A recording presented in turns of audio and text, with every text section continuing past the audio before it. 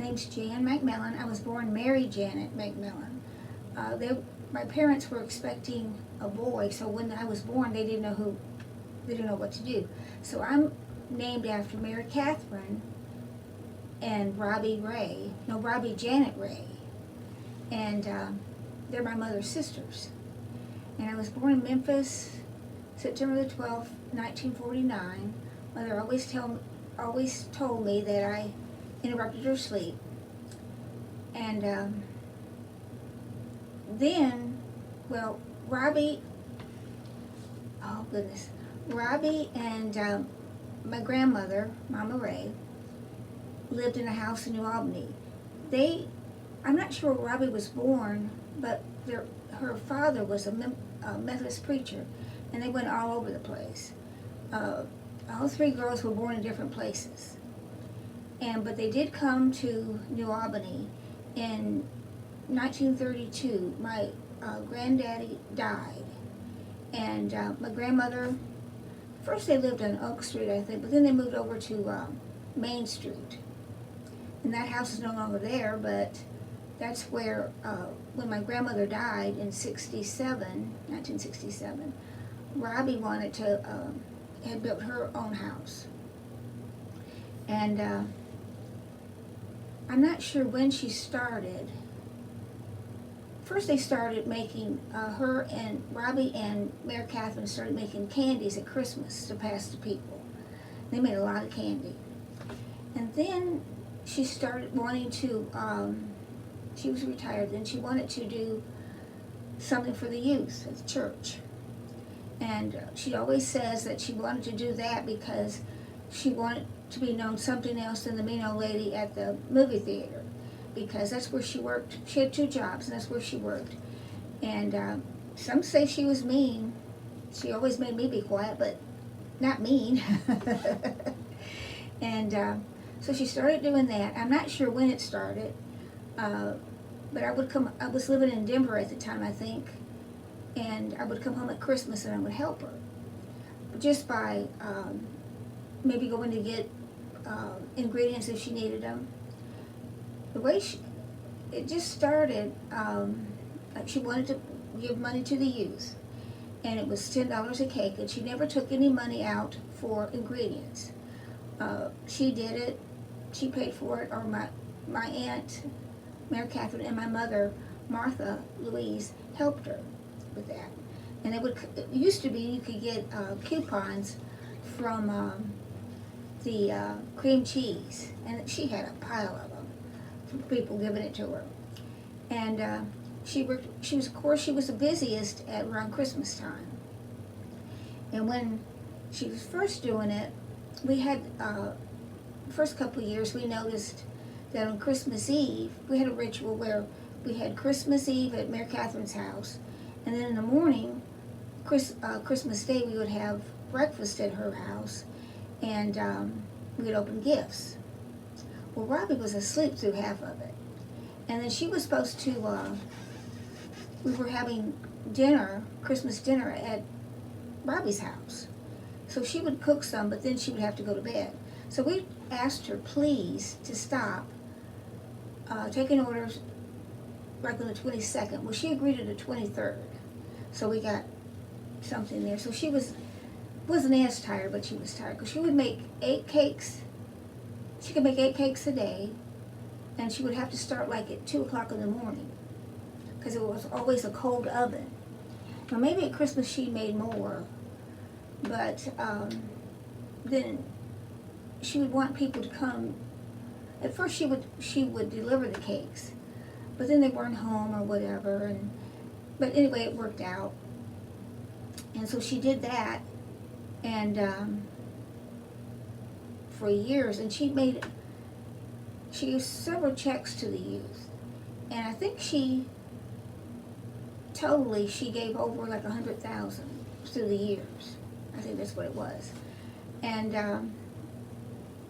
she retired. See, I'm not sure what year it was that she thought about quitting. I moved back in 98. Well, it's been a while. I just can't remember. She died in 2016, so, and she was 94. And it might have been some time in 2016 or 17 where she wanted to quit. And she did stop, and she had to tell some people, no, I'm not doing this anymore. But she missed it, so she went back and did a few. But she didn't do a lot because she said it was just getting too hard. And, but she also, when she was doing the cakes, she was also, like in the summer, she would collect school supplies. And of course, Robbie never did anything, just, didn't give money. She would wait until they got the sheets that told what the teachers needed. So she would get that. She'd been doing some things along the way. And as soon as she got those sheets, I mean, she was off to the races. She would go to Walmart. All the supply would have 2 for 1 or something, and I'd go with her. And she would get every grade, kindergarten through 5th grade, she'd get a box for a girl and a boy. And I didn't know how hard that was until I helped her a few times when she started slowing down. And what was funny, she didn't want them to know who it was. So she would get the boxes she would go to school, and she would put them somewhere, and just so nobody would know who it was.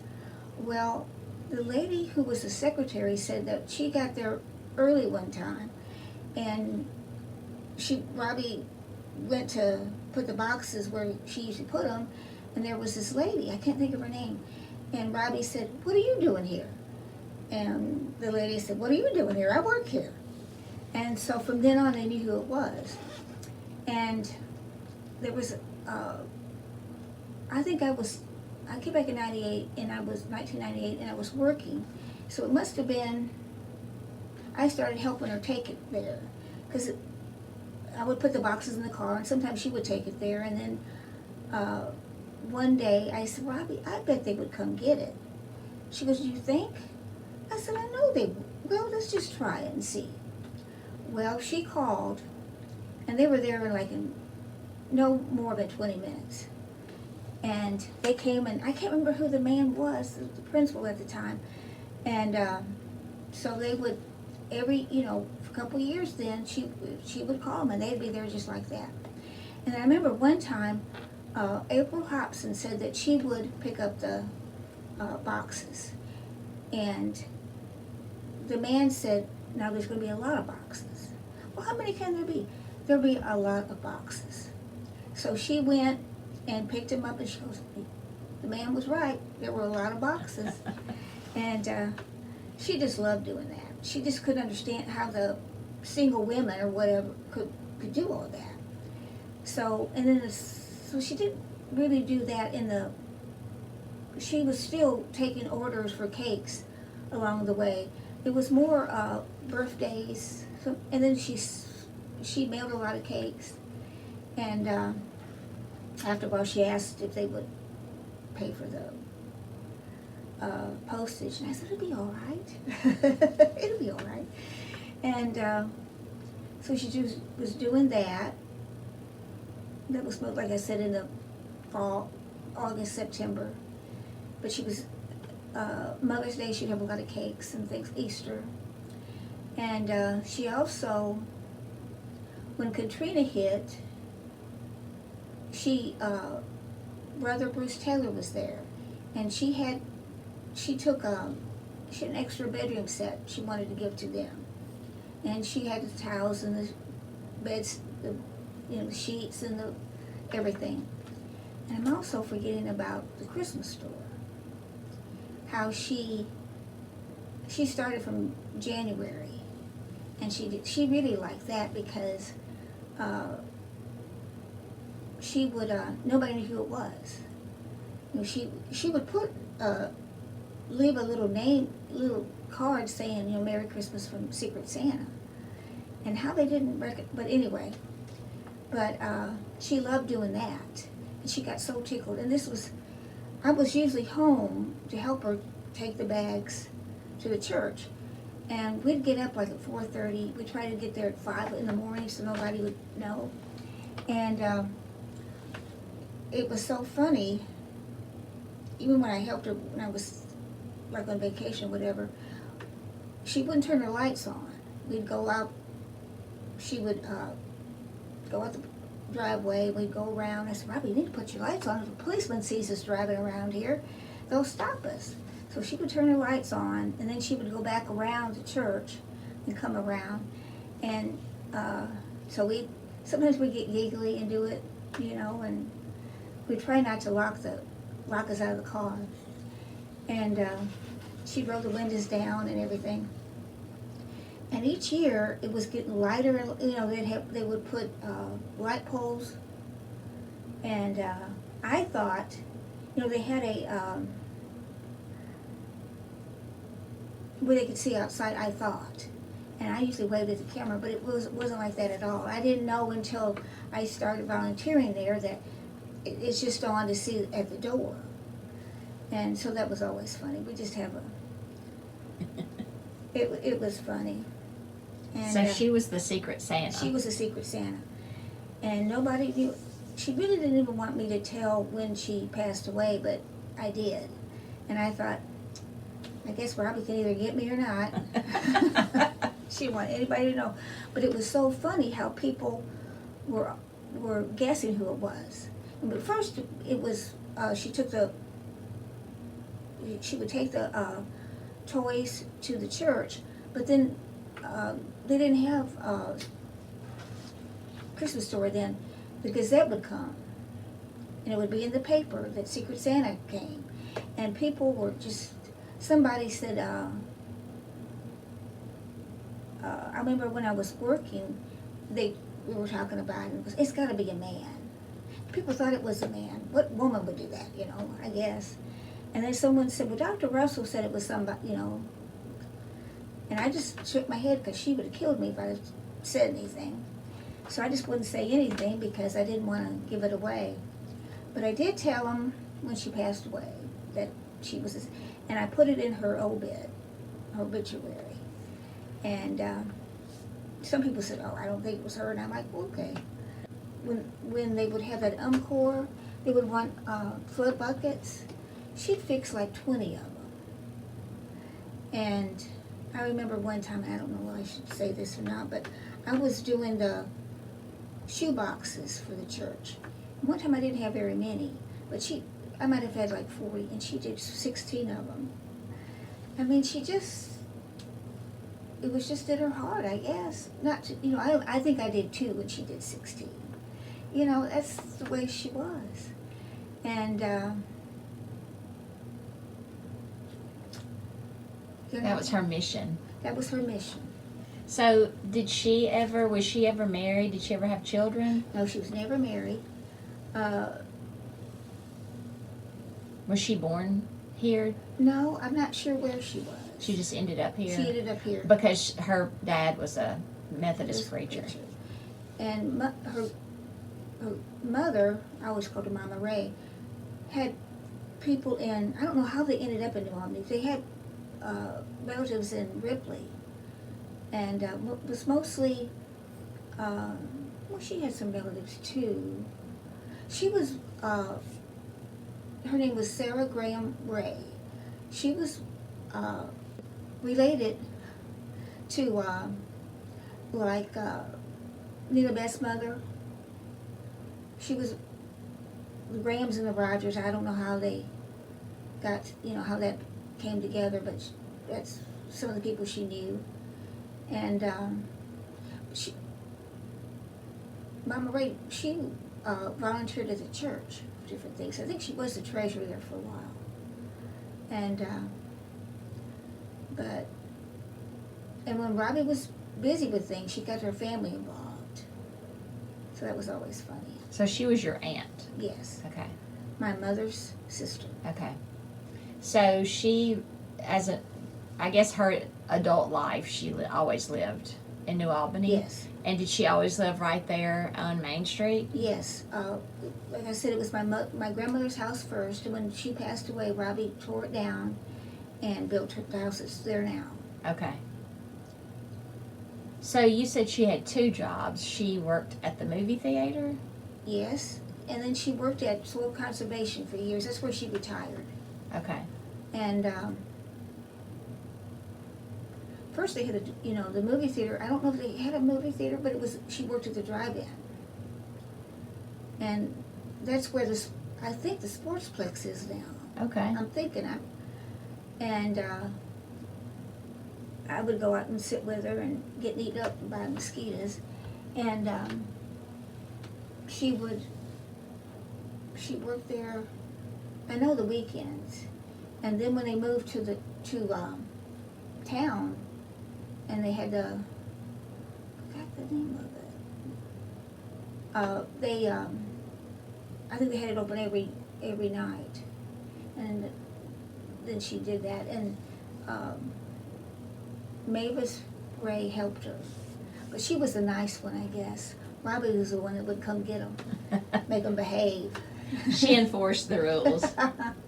Well, she obviously had a heart for children. She did. She really did. She loved me and my brother to death. And she was always real good to us. And other children too, her friends' kids.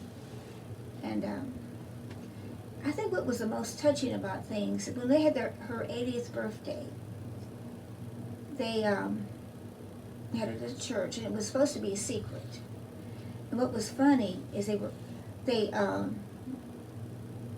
came with the blue letter, but I don't think it was blue then. And they had on, this is going to be a surprise.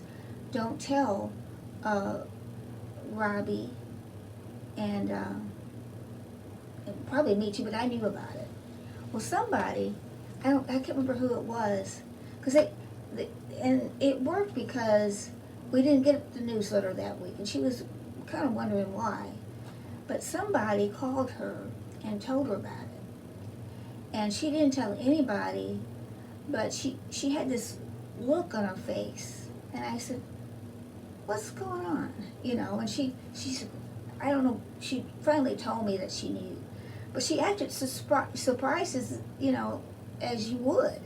Because Lee Waldrop did it all, and they had a limo pick us up, and Brother Charles was the preacher then, and they brought out the cake with 80 candles on it.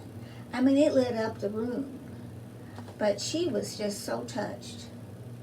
And I think one of the most fun things, she was walking with a walker by this time, but they dedicated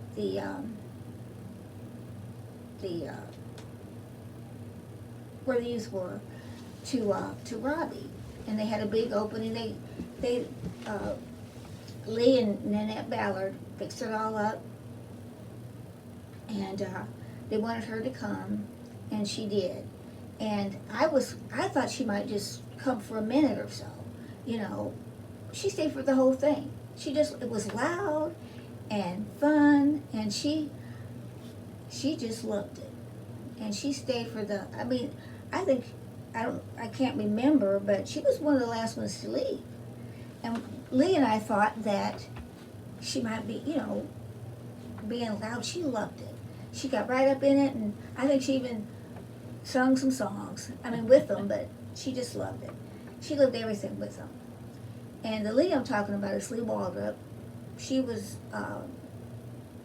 in 1990, I think this was, she moved next door to Robbie. And Robbie just loved them. They got to be her family. And when Jimbo was first, I think in 1992, and eventually Robbie was the godmother to all 3 children. And she loved them.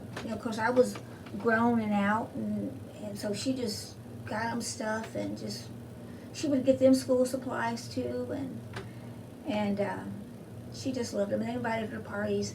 Lee just wrapped her arms around her.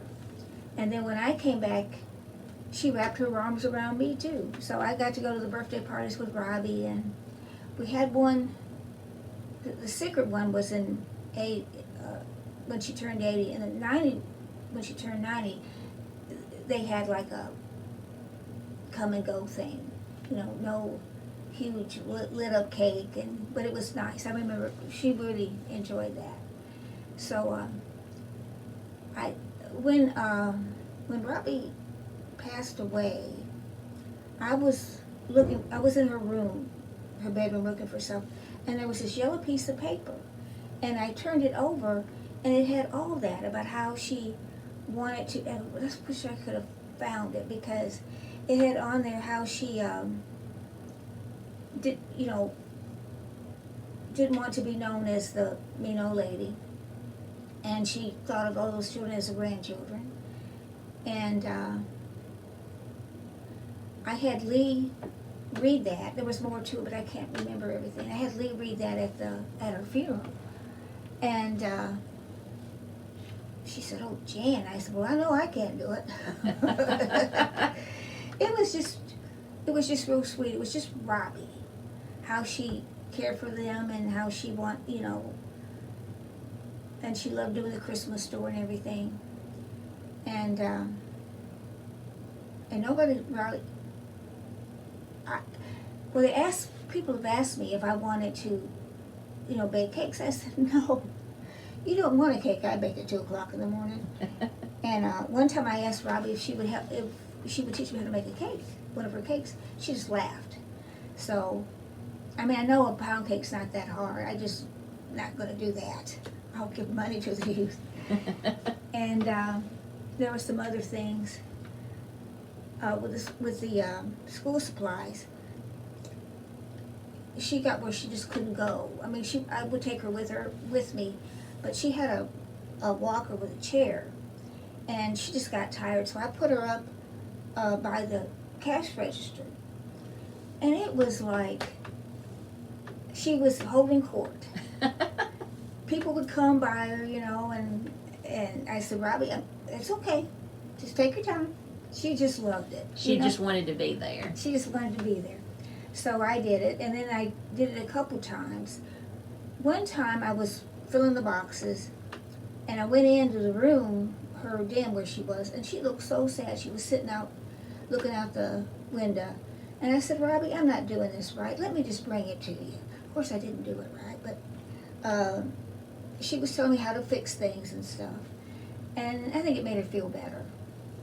So when she passed away, this is awful, I just gave them checks. Here's a check. I'm not doing all that. It wasn't hard work for her. It wasn't, she did for years. She did the cakes for over 17 years. So in 17 years, she donated over $100,000 purely from cake baking. So people would pay $10 for a pound cake. Yes. That she made, mm-hmm. and she would give all $10 to the youth. Mm-hmm. Would she just like save it up, and then every so often, yes, write a check? Yeah. How did she come to a pound cake? What made her do that? I don't know, and I never did ask her. I guess because it was mainly easier, maybe, than. I don't know how easy it was, but she could whip those up pretty quick. She went through 3 KitchenAid mixers. And I remember one time, during the busiest time, her stove died. And she called someone, and he came right up. And she goes, I'll make you a cake. He goes, yeah. He didn't waste any time. He knew what it was. He knew how important it was that oven works. Uh-huh. And I thought that was pretty funny to remember. And Do you have any idea how many she made? No, because if they weren't perfect, my dad would get them, or somebody else would get them. And they had to be the right color. If they even stuck, I said, probably that is okay. No.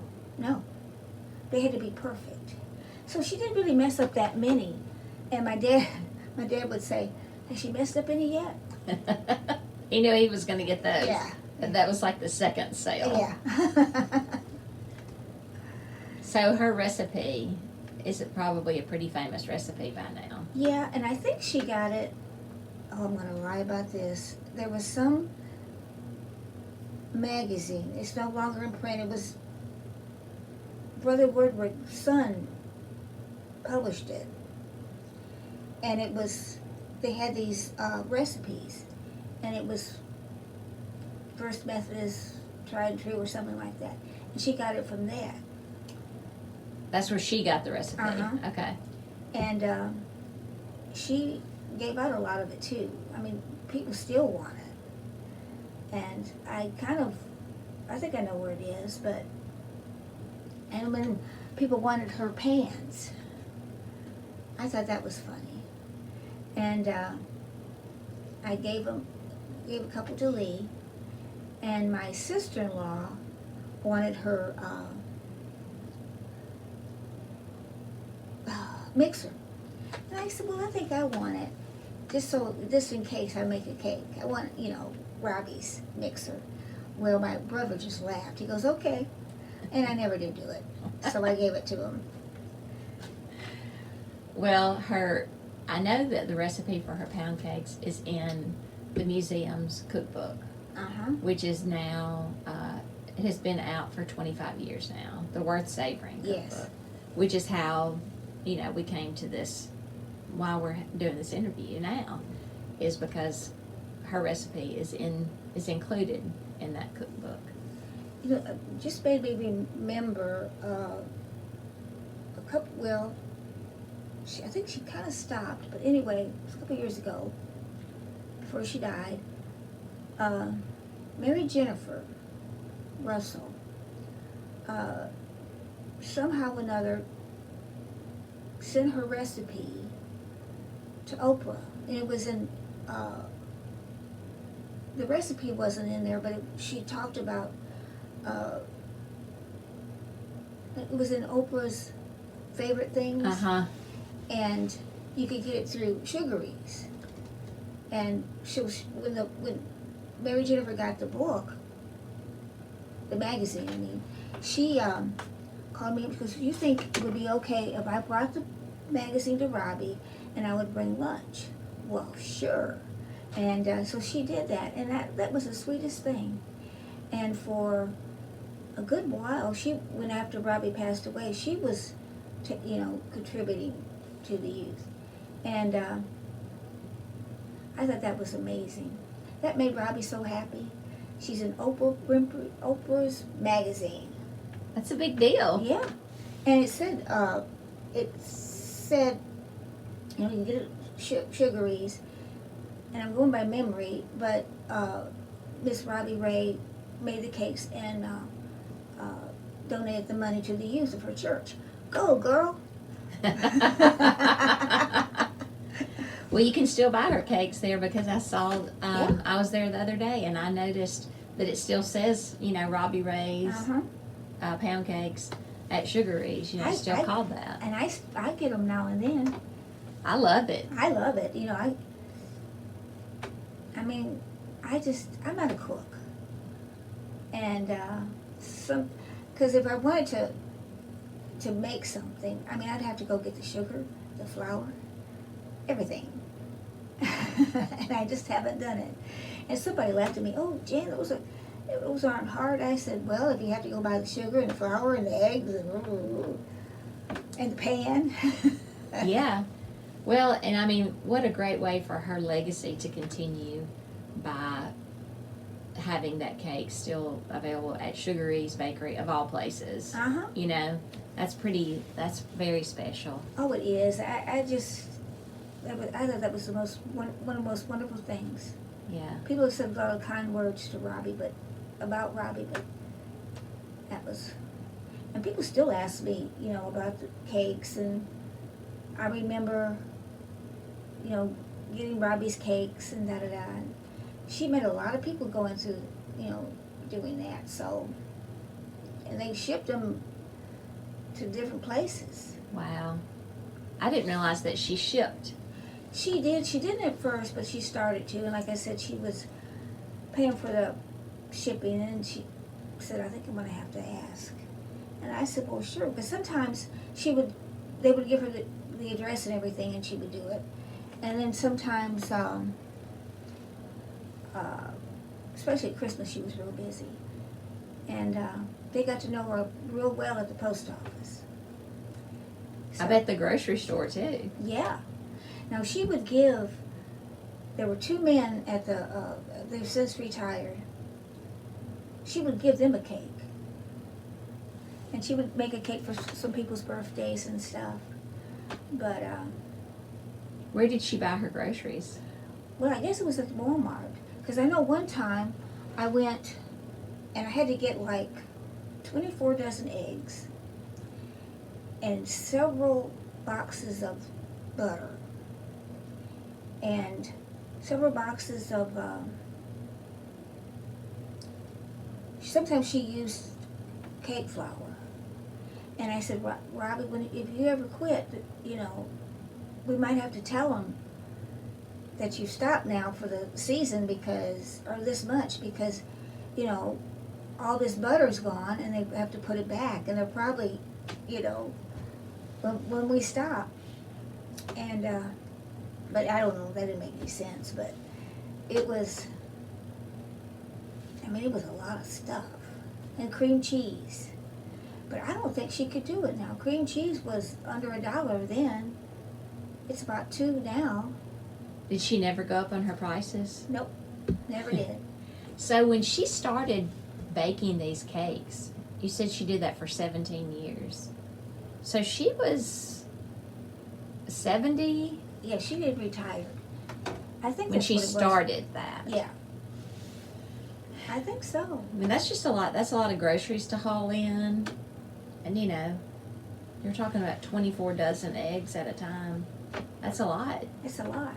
And the flour was heavy. Yeah. Because if I was home, I would be the one. And it would be okay, but I couldn't I would have to take 5 or 6, and she'd probably take a couple. Yeah. Lots of trips back Lots and of forth. trips. Yeah. You also said something about a cold oven. I also don't bake or cook. So you said she could make 8 cakes in a day. So would she have to cool off the oven between baking? So how many would she bake each time in the oven? Just one. Oh, one at a time. So she would cook one cake and then she would let the oven completely cool before she did the next. She had a system. I mean, she would go, when she got her stuff, she had everything shifted and measured in these little containers. And so when she was ready, or if she knew she was gonna make so many cakes, she would get the eggs. The eggs and the butter had to be room temperature. And I guess the cream cheese too. I don't know. But, but she'd have all that out, and she wouldn't let herself get low and on ingredients. So she had it all ready to go. So if she was going to get up at 2 o'clock, she didn't always, but her busy times, she'd have everything ready. I mean, the bowls would be out with this and that and the other, and she'd be ready to go. Wow. And then sometimes she would have her mixer or some, you know, she might take a little nap or she would rest when it was cooking, because she had everything already. And I can't remember how long it took to cook but she had, if she was afraid she was going to take it, you know, fall asleep, she had about 2 alarm clocks by her and one in the other room. And because sometimes she couldn't hear the timer on the stove, so she had all this, so in case she overslept, she'd be awake for the cake. And then if it overbaked, my daddy would get one. Another cake for him. Wow, that's really impressive to think that she started all that when she was probably 70 years old. I know it was in late 60s. I'm 74. I could not do that. Oh my goodness. But she did it. She did it up until her, say she was 94 when she passed away. She'd have been 95 on her birthday. And she was slowing up, but I don't think she slowed up until she was 90-something. And I'm slowing up now. Wow. So I Well, just, she's a very inspiring person. That's a great story. What a great woman. and I think that's why so many people loved her. You know, not only Lee Waldrop loved her, had, you know, she just had a lot of people who looked up after her, you know. When she had her 80th birthday, James Shannon wanted to make sure that he got to say some words for her when they were, after I think she blew out the cake, so I think a couple people had to help her. But, and then Jeffrey King just thinks the world of her. And so it just amazes me how, it shouldn't amaze me, but how many people just loved her. And when she passed away and we had the funeral, church was full. And I knew it would be, but it, you know, how people were just gracious. And then she died on a Monday. My brother and I were starting to, we were getting plans for her because they said that she needed to go on hospice and she had about 2 weeks left. And so Ray was there, my brother Ray was there the weekend, and he left about 12 noon. And so we had started doing some, making decisions. Well, that afternoon, I saw her that morning. I was going to go back later, but I just was tired. Well, they called me about 6 o'clock and said she passed away. And I called Betty Campbell. I was like, I don't know the preacher's number. Just kind of like freaking out. And so she was at the, I can't remember the name of it, Union County Health and Rehab. Yes, I think that's right. And she was going to come home because she just couldn't, well, anyway. And word gets around New Albany really quick. And so she was there, and the preacher and his wife, it was Barry Mail at the time. And some of my friends came to make sure I was okay. And I thought that was so sweet. I mean, you know, you blinked and the room was full. Not completely full, but my friends and everything, and it was just amazing. And that's when I told him, I said, we'll prove now if Robbie really is dead. I'm going to tell you something. And they went, like, what? I said, you're looking at the Secret Santa. She would have come back and... Oh, man. Her leg was right there, and I thought, oh, if she's not, she's going to kick me. That was your test. Oh, and they kind of looked at me strange. I said, you don't know. She didn't want anybody to know. She didn't even want me to tell anybody after she passed away, but I just couldn't. I mean, I'm sorry, Robbie. That had to be told. Yeah. Yeah, because that you never know, that might inspire the next Secret Santa. Mm-hmm. You know? It kind of did. There was another Secret Santa for a little bit, a couple of weeks, a couple of months, a couple of years. Let's get this right, Jan. A couple of years. And that's okay, because it was just, you know, now things are just so much more expensive. Not that that would matter to her, but it's just a different era when she was doing all this. Yeah. Yeah. I mean, that's the fact that she paid for all those ingredients out of her own pocket, you know, never, I think a lot of people today might do the same thing, but they would first take the expenses out of it, you know. Yeah, it'd be really expensive now. Yeah. But it was really expensive to her probably then. Well, it was, and she had this habit. She started when she paid off her house in 10 years, and what she would do, she would eat naps. She just wouldn't buy anything. So one of the main things that we had to do was make sure, especially during Christmas, she got fed. And because, not that she did, she just wouldn't, sometimes she wouldn't take the time. She was so busy taking care of others, she didn't Mhm. take care of herself. That's true. Yeah. Yeah. So what year did you say she passed away? 2016, it was January 25th, 2016. Okay. And she was 94? 94. Her birthday is May 31st, Okay. and she would have been 95. And her birthday is the same as Lee Waldrop's oldest, Jimbo. So they would celebrate. And some of the cutest things, pictures, and I still think I have them out somewhere. She was always invited to the birthday parties. And when they lived next door, I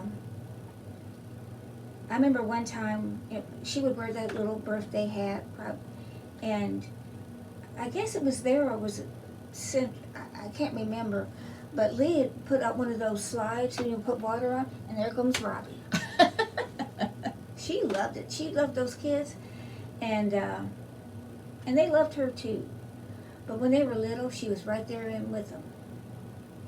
And she got, I forgot the name of it. You know, when they get to be 8 or 9, there's all these little dolls stuff, and I forgot what the name of it was, but Robbie thought they were cute. So Mary's got a couple and got her a couple too. She was a kid until whenever, you know, it's just amazing. You know, I always knew that she was special, but you don't really know it until, especially at the funeral, people coming up to me and stuff. Things that you didn't even know she had Yes. done. Yes, really. And that happened with my mother too, but maybe they're all the same cloth. Where did Robbie go to school? You know, like where did she go to grade Well, school? And I'm not sure. So she was born in 1921. So when they got here in 32, I know she graduated from here. And I don't know what they'd called it then. And I don't even know where it was then. But then she went to business school, and she was also a good seamstress. And I think she made a lot of my clothes and my coats. And she was really good at that. And one day she just quit. I can't sew anymore. Probably because she's doing 2 other things. But she was good at a lot. She had made these carolers out of styrofoam, not styrofoam, it's just, and she made all the clothes for it.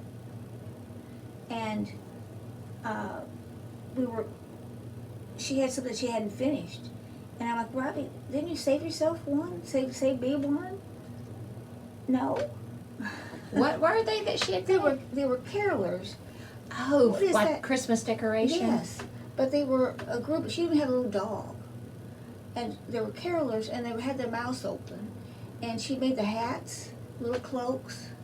So she was very crafty and She creative was. if she did all of those different. She was full of surprises. Yeah, it sounds like she really enjoyed doing things kind of secretly and Yes, enjoyed it sounds like she really enjoyed being Secret Santa and Yes. the delivery and, you know, sneaking around on Uh-huh. people so they didn't know and making that part of the fun. yes, Yeah, that was a lot of fun. yeah. Well, she probably did get a kick out of you revealing it at the end, you know. You'll know one day. I'll know one day. All right, that's okay. But we think about her a lot. You know, Lee lives in her house now, and I live in the back. That's where I liked anyway. And they did a lot of work to the yard. In the back, there's a lot of roses and stuff, and Robbie would have loved that. Yeah, I bet it makes her very happy to know that that's who's living there. Well, that's the way it was going to turn out when Robbie said, you know, you can live in the house, but when you die, you make sure that it goes to Lee or the church. And that's how it, Lee was, Robbie had passed away, and we were talking, and she said they want to move back in town. They were living at Tate Lake, and they were going to try to find, I said, well, why? You're going to get this anyway, and I can just move in the back, because of where I liked it anyway. It was just a small little place. I said, this house is too big for me. And they thought about it, and okay. And they fixed my little house up, and they fixed Robbie's. They did leave a lot of it, she liked the way Robbie did the foyer. And, but she fixed it all up, and it's just really nice. And they use the upstairs when the kids are here, because, I mean, I just did not need 3 bedrooms and 4 bedrooms, 3 bathrooms and 4 bedrooms, and a big kitchen. I mean, it's not that big, but it was big to me. And so I think it worked out great. And they're so, you know, they're so sweet to me and everything, so it worked out. And that's what Robbie wanted. She was very special, and her life made an impact on a lot of people. I think she was afraid that it wasn't, but it did. And I told, you know, I said, Robbie, you're not as lonely as you think you are. And I said, and people love you. I mean, they may not, but they do. You know, she didn't know the people that she impacted. Yeah. Like, there was a man that, I don't know how it happened, so I probably shouldn't. He saw in the paper, and I think he just thought he saw her story, and came down, and he wanted to do that where he lived. So he got a recipe, he met her, and he came to the funeral too. Can't think of his name. But I thought that was so special. He wanted to do it, but he wanted her recipe. Yeah, I mean, it carries on. Uh-huh. Yeah. So it couldn't be me, but it was Yeah. Mary Jim. And somebody may do what he's doing, Yeah. wherever he is. Mhm. Yeah.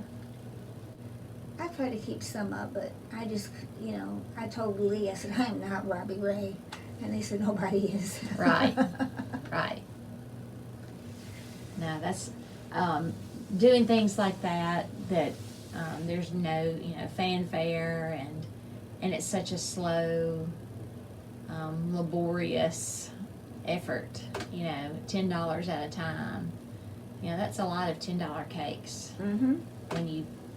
When you start doing all that, and you think about, for every $10 she contributed, she spent probably at least $10 on ingredients, and her time, she got nothing for the time that she put into it, and what an impact that's made on youth over so many years. Mm-hmm. You know, what they were able to do with that amount of money. You know, what made me think, they would go on trips, and it was money that she put, they didn't have to work hard. And I think some of the children and kids appreciated that. And they wanted her to go on a trip, and she was like, I don't know. And they said, yeah, it'd be fine. Well, she loved it. And at night, she had some money, they had spending money, you know, that she gave them. And of course, I think it was, I can't think who was, anyway, they would give it at night to the kids. Wasn't Robbie, but, and she just loved it. She went to New York, and she went to Florida, Disneyland, and they were saying they thought maybe Robbie needed to rest. She was a going concern. I mean, the only way she sat down was because some of them said, Robbie, we need to sit down. They were tired. And she was like 75 or something, like that. And she'd get souvenirs and things like that. She just loved it. I think one thing that's really, to me, that's very special about all of this is that she wasn't a wealthy woman. No? She was just a lady who worked hard and decided to spend her money for kids Yes. instead of other things. You know, somebody asked me, she was doing a lot of those flood buckets, and they said, Robbie must be a rich woman. I said, no, she's not. I mean, she's not. It's just that she knows what she wants to do, and she sets aside for it, and doesn't, you know, she wouldn't buy anything for herself. She wouldn't go shopping. You know, we made sure she ate more than nabs. But you're right, you know, that's just the way she thought. That's what she wanted to do with the money that she Mhm. had. When I think about how much money I've wasted in my life, oh, She just didn't waste her money. she didn't waste her money. And she didn't save it up either to, you know, in a bank. She was using it, she spent it She spent it. to help others. Exactly. Well, I hope that her story maybe inspires others and us And us. to do better at helping others. And I mean, sometimes I guess it could be easy ways, you know. I guess we could all make a box of school supplies in August. Yeah. You may not have a car full of them, but if you just had one, Uh-huh. that helps one kid. Yeah. It's very, very inspiring.